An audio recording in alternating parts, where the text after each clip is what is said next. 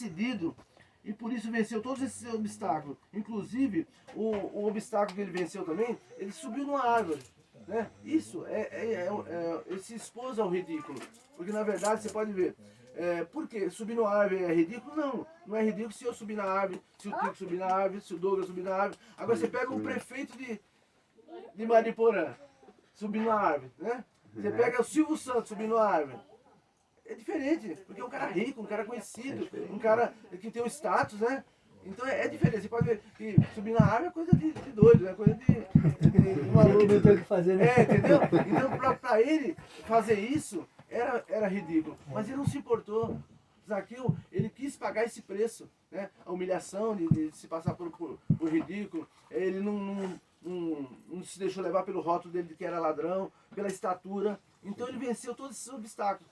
E nós não somos diferentes, né? Às vezes, para conhecer Jesus, nós precisamos nos esforçar. Você vê, um dia como esse, né? Nós estamos aqui, atentos à palavra de Deus, para conhecer mais de Deus. Quando vamos para a igreja, domingo, às vezes você tem tantas coisas para fazer, mas você abre mão dessas coisas para ir até Jesus. Né? Então são obstáculos, porque às vezes você tem filhos, né?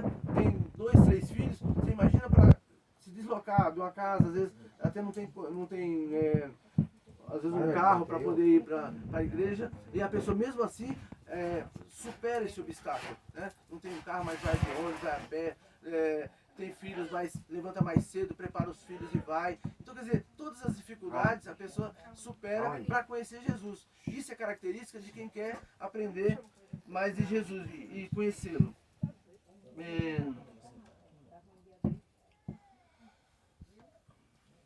Zaqueu estava decidido por isso, venceu todos esses obstáculos, subiu até mesmo se passando pelo ridículo de subir numa árvore. Foi certamente essa procura que chamou a atenção de Jesus para a vida dele. Nós também precisamos mostrar o quanto queremos o Senhor. Uma maneira de fazer é assumir o compromisso de estar aqui há 7 semanas. Né? O que é importante também?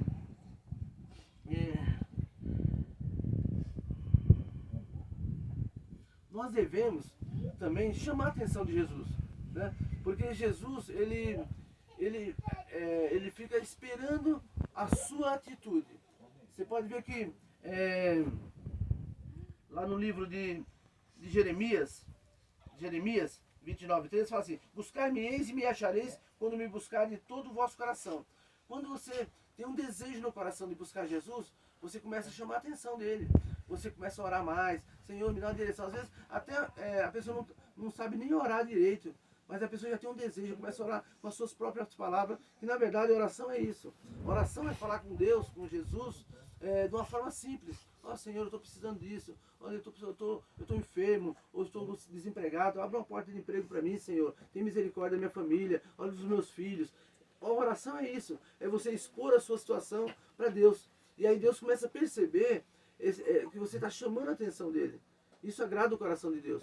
Quando eu ofereci para a Thaís e para o Douglas, né, para a Maria, fazer a casa de paz, eles prontamente, né, eles não falam, vou ver, vou pensar, não. Prontamente falam, pode ir sim.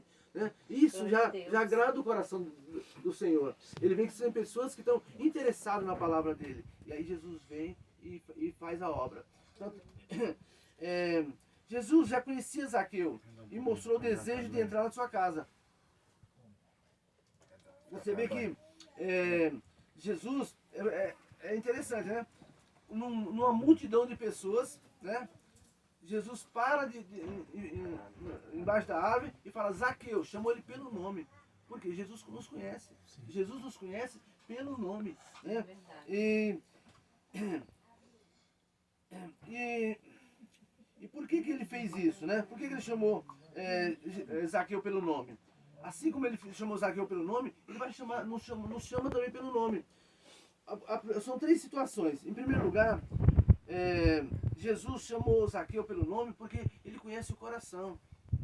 Jesus não olha a aparência, ele olha o coração. Você pode ver que quando o profeta Samuel foi ungir Davi, né, o profeta ficou meio indeciso, começou a escolher os homens. Ele foi para ungir um rei, aí começou os irmãos mais velhos de Davi, que eram fortes, altos, né?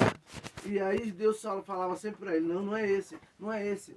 Aí chegou a hora e falou, mas Senhor, quem é? Ele falou assim, olha, tem mais um. Aí chamaram Davi, que era o menorzinho da família. E aí o Samuel ficou surpreso, mas Deus falou assim, olha, eu não vejo a aparência, eu olho o coração. E Zaqueu aqui, Jesus chamou ele pelo nome, porque ele conhece o nosso coração, ele não vê os nossos rótulos, certo? Por exemplo, Zaqueu era um ladrão. Zaqueu era um ladrão, era um cobrador de imposto desonesto. Mas Jesus não vê como desonesto ninguém. Ele vê o coração, da forma que ele criou. Jesus nos vê como ele criou. Por exemplo, uma criança dessa aqui, que maldade ela tem? Nenhuma. Nós éramos assim, não éramos? No decorrer do tempo, nós se tornamos mal. Fomos para as drogas, fomos para a bebida, para a prostituição. Então, nós criamos um rótulo. Mas Jesus, por que ele nos chama de volta para os caminhos dele? Porque ele vê você do jeito que ele criou. Você se transformou, você passou a ser um cara mau, uma pessoa pecador, mas ele vê como ele criou. Então ele quer trazer você de volta para os caminhos dele. Então você pode ver que todo mundo nasceu assim como uma criança dessa, inocente, linda, pura, né? Fomos maus, mas Jesus ele quer trazer de volta. Então você pode ver que todos nós, independente do pecado que nós tínhamos, Jesus ele perdoa e nos dá uma oportunidade. Você vê que todo mundo tem uma oportunidade de voltar para os caminhos do Senhor. Ou se nunca entrou, nunca teve nos caminhos do Senhor, ele dá uma oportunidade para você começar a andar. Ele envia pessoas, envia servos dele, pessoas que você nem conhece, né? Para vir falar do amor dele. Então, Jesus, ele não olha o seu pecado, ele olha o seu coração. E se você tem um coração desejoso para ele, ele fala, é esse que eu quero para a minha vida. O segundo lugar, porque Jesus percebeu a atitude que Zaqueu, pois ele estava em cima de uma árvore. Isso nos ensina que pessoas passivas não chamam a atenção do Senhor. Precisamos demonstrar nossa fé. Você vê que pessoas passivas, pessoas que não estão nem aí, não chamam a atenção de Jesus, você vê que às vezes a pessoa fala assim, olha, pede uma oração lá para mim, lá na igreja. Pessoas passivas, diferentes daquela pessoa. Eu vou na igreja, eu vou lá orar, eu vou lá pedir oração lá, eu vou estar lá para o pastor pôr a mão na minha cabeça e orar por mim, um diácono, ou que seja a igreja toda orando por mim. A pessoa chama a atenção de Jesus, né? Então o Zaqueu fez isso. Zaqueu chamou a atenção dele, de Jesus. Preciso conhecer esse homem. Nem que eu tenha que subir na árvore, fazer alguma coisa. Então nós temos que fazer alguma coisa para chamar a atenção de Jesus. E quando você chama a atenção de Jesus, aí Jesus fala, eu vou usar esse meu servo como ele fez com Paulo, como um instrumento valioso, né? Um instrumento precioso.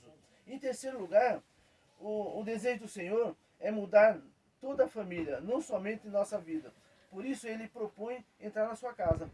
Zaqueu, Jesus podia ver o desejo de Zaqueu de conhecer Jesus. Jesus podia falar, desce daí, Zaqueu, eu te abençoo ali. Mas não, o que Jesus falou? Eu quero ir na sua casa. Por quê? Qual é o objetivo de Jesus ir na casa? Porque Jesus não queria levar a salvação só para Zaqueu. Queria levar a salvação para a família. E a família que é preciosa para Jesus. Não somente um membro da família. Né? Então é importante a gente entender que, por isso que a Casa de Paz, ela quer trazer a paz de Jesus, que é o príncipe da paz, para a família.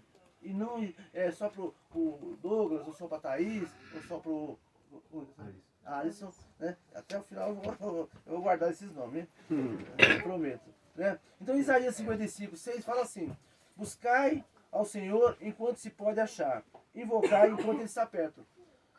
Aquilo que eu falei para vocês, às vezes a pessoa fala assim, olha, todo cristão fala, olha querido, Jesus está voltando.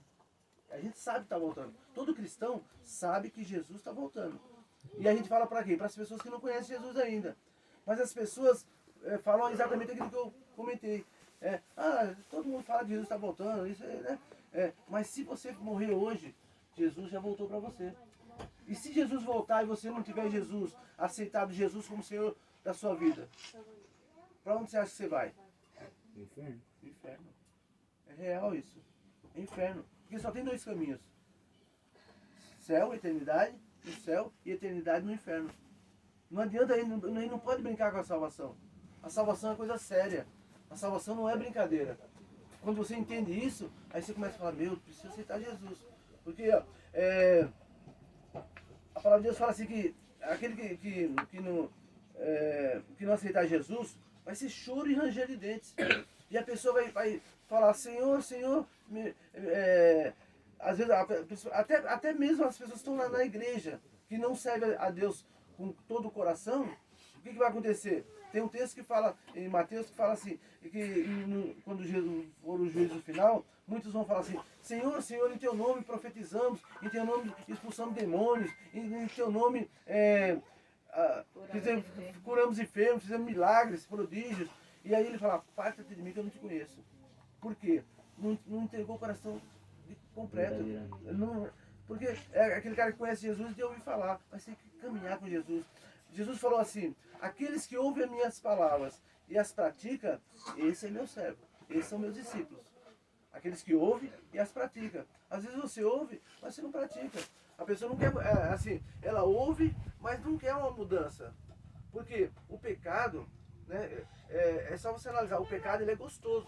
Todo pecado é gostoso, mas ele não é bom. Né? Há caminhos que para o homem parece ser bom, mas o final dele é morte. Né?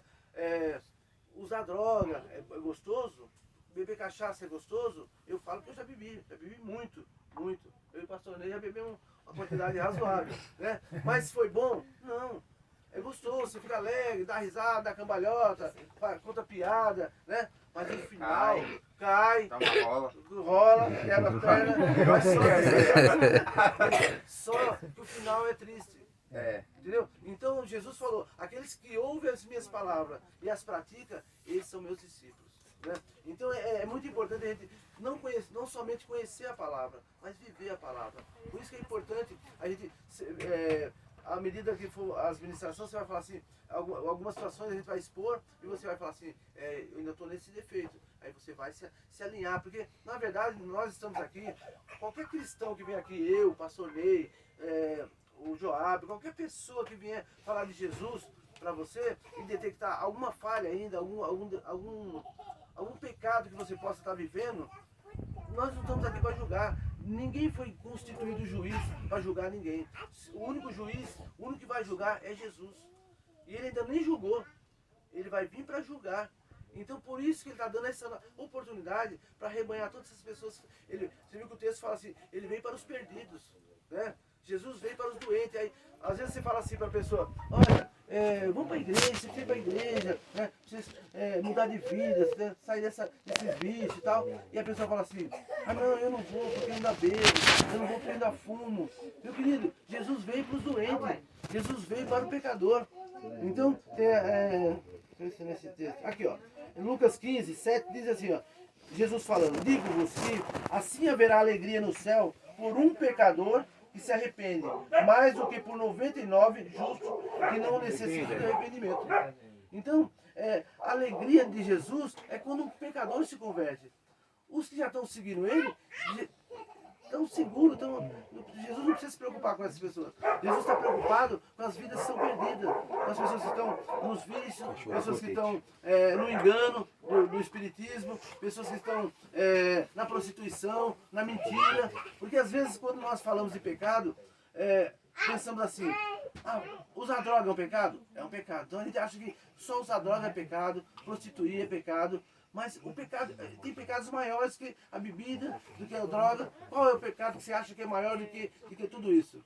Acho que é a mentira, né? A mentira. Quem é o pai da mentira? Satanás. Satanás. Então se você mente, você já tem Satanás impregnado em você. Então, às vezes, a pessoa fala assim, não, eu não uso droga, eu não bebo, né? Mas mente. É pior do que aquele.